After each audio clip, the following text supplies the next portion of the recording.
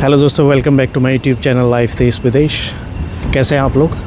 दोस्तों आज का ब्लॉग कुछ प्रैक्टिकल है।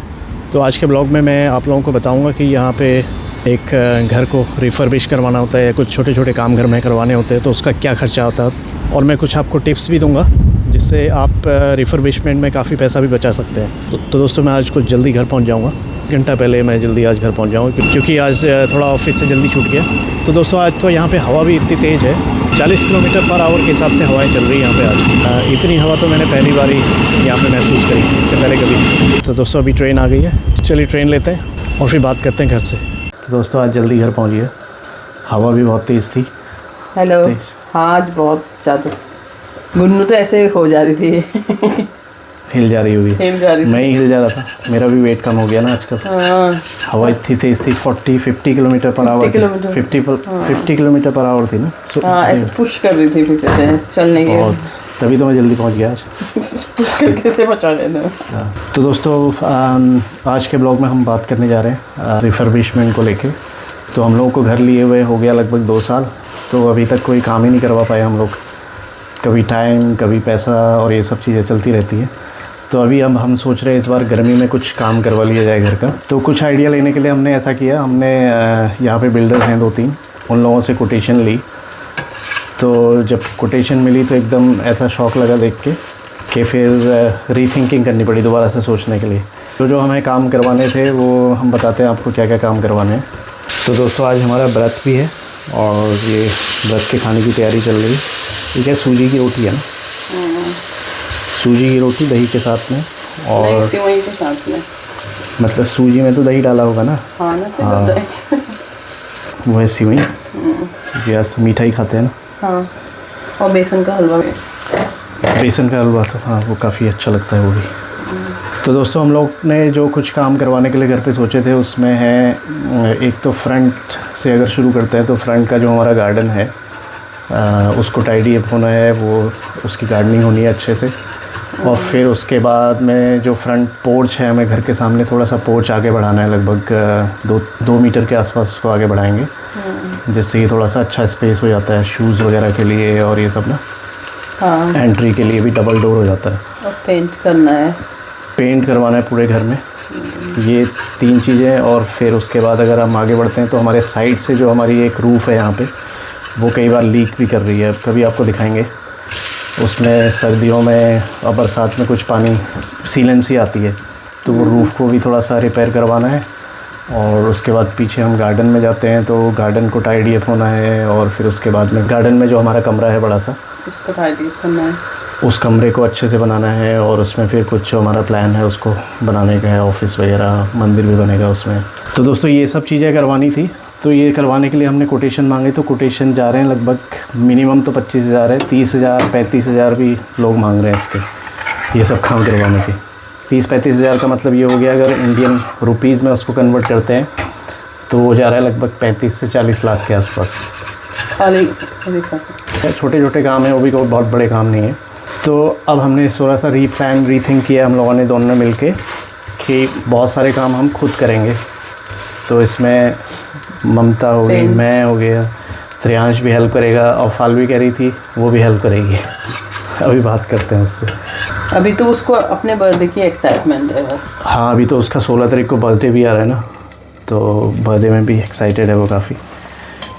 तो दोस्तों यहाँ पे जो इतना कॉस्ट है, इसके पीछे एक वजह है कि यहाँ पे लेबर कॉस्ट बहुत ज़्यादा है। मतलब मटेरियल जो भी सामान जो होता है वो तो सस्ता मिल जाता है काफ़ी, लेकिन उसके ऊपर जो बनाने की जो कॉस्ट आती है, लेबर कॉस्ट जो आती है वो बहुत महंगी है। अब जैसे पेंट कराने का ही जो हमको कोटेशन दिया है उसमें 5 से 6,000 पाउंड, 5 से 6,000 पाउंड का मतलब ये हुआ पूरे घर में पेंट कराने का लगभग 7 से 8 लाख रुपए। हमने इसको एस्टिमेट किया था और 2-3 लोगों से और भी हमने पूछा। तो इसमें ये था कि हमारा पेंट और सारे जो भी पेंट करने के लिए जो टूल्स आएंगे वो सारे हमारे 700-800 पाउंड में आ जा रहे हैं। इससे ज़्यादा होगा तो 1 लाख में हमारे पेंट और टूल सारे आ जाएंगे पेंट करने के लिए।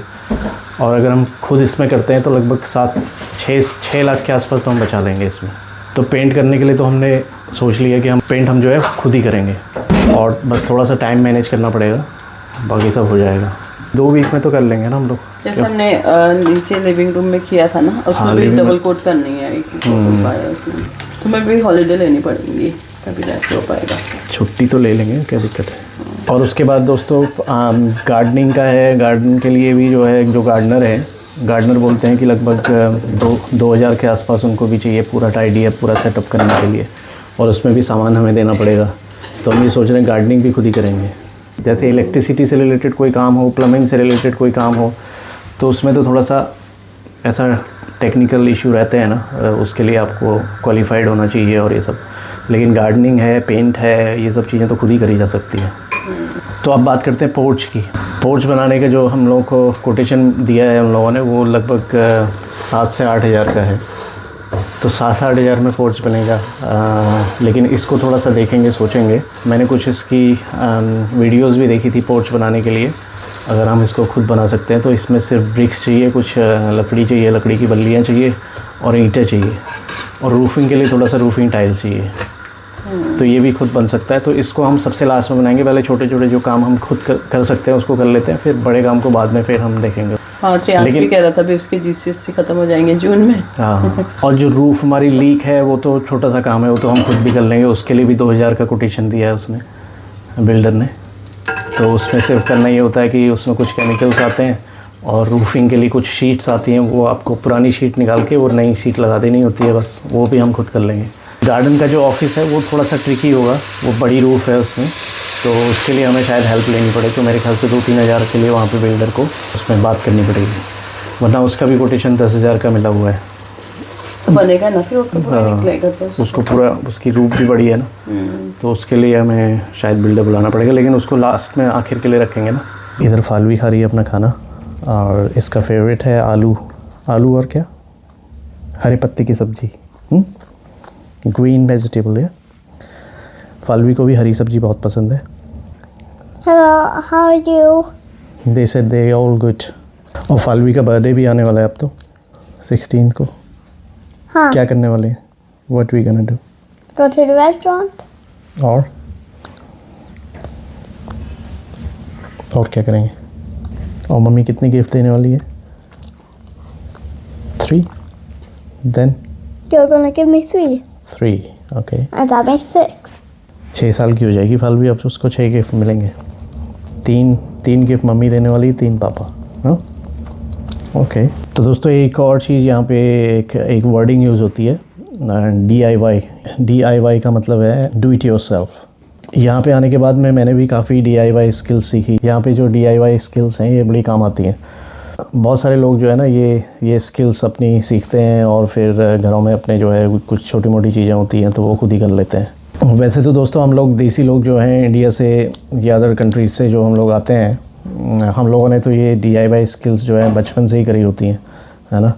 और बचपन से हम लोग गांव में जब रहते हैं तो गांव में रहने का एक और फ़ायदा ये भी है कि जब आप गांव में रहते हैं तो कई सारे काम गांव में चलते रहते हैं। कोई कंस्ट्रक्शन से रिलेटेड काम है, खेतों का काम है या कुछ भी है ना, तो हम बचपन से ही वो देखते आ रहे होते हैं कि वो काम कैसे हो रहा है, कैसे चल रहा है। तो कुछ चीज़ें तो ऐसी ही आपकी डेवलप हो जाती हैं, मतलब आप सीख लेते हैं। भले ही आपने करी ना हो, लेकिन तब भी वो दिमाग में एक पिक्चर रहती है कि ये काम वो बंदा ऐसे कर रहा था। त्रियांश भी आ गया दोस्तों। आजकल तो त्रियांश गायब है क्योंकि उसकी पढ़ाई चल रही है कुछ ज़्यादा ही, रिवीजन कर रहा है आजकल। इसके एग्ज़ाम होने वाले हैं यहाँ पे। बोर्ड के एग्ज़ाम नहीं बोलते, वो सेम स्कूल में ही होते हैं, लेकिन इनका मेन एग्ज़ाम यही होता है आजकल, GCSE का। तैयारी कैसी चल रही है Triyansh? Hello everyone, how are you? अच्छी चल रही है। इस बार तो समर वेकेशन में हम लोग कुछ घर का काम भी कर रहे हैं, तो त्रियांश भी श्रमदान करेगा उसमें। करना पड़ेगा। फालवी भी करेगी, है ना फालवी? You can help.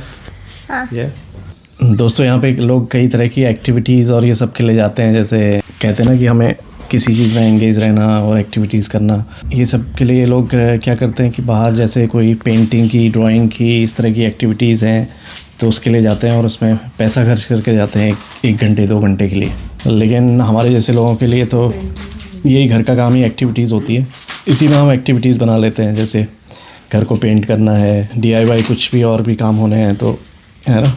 तो मेरा मानना ये रहता है कि अगर घर में ही आपका इतना सारा काम पड़ा हुआ है तो बाहर से करवाने से अच्छा अगर आप कर सकते हैं, खुद कर सकते हैं तो खुद करिए, यही एक्टिविटी हो जाएगी, है ना।